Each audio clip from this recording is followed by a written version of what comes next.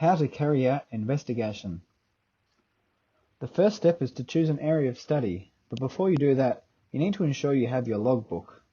Remember, a logbook is like a scientific diary or journal, which is crucial for keeping a record of everything, from things like the methodology you used, things that worked and didn't work, your thoughts along the way, and include the planning process.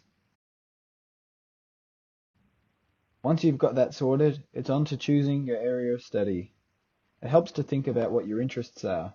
For example, it could be flowers, dogs, cooking, or exercise and sport.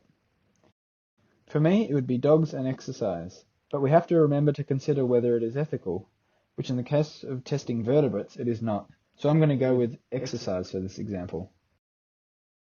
Designing a question can still be tricky, so it's always helpful to think about the context of the investigation. For my investigation, the context is Earth is a balanced closed system, and how human influence unbalances this system.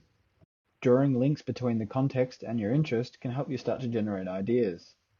With exercise, I like running through different parks, so one of my ideas could be, how do paths affect biodiversity?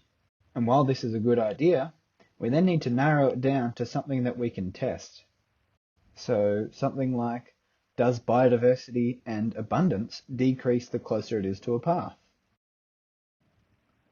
That is definitely testable, but a starting point doesn't necessarily jump out at us.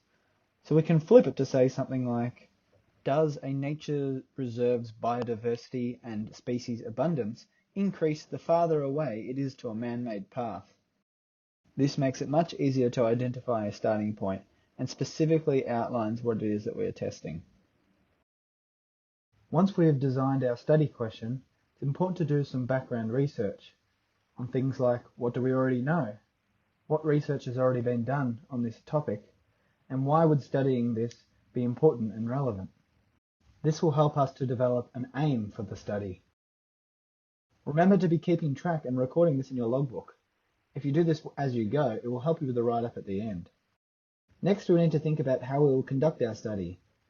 This includes things like what type of study it is, for example, a field study or an experiment, remembering that we will need to have an independent variable, a dependent variable, and controlled variables. In my study, I've used quadrat sampling as experiment design.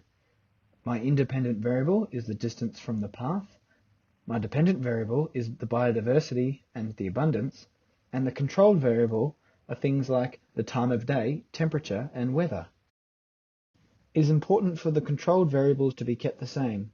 In my experiment, animals might behave differently in different conditions, and this would have its own impact on the results, making what I'm testing less accurate.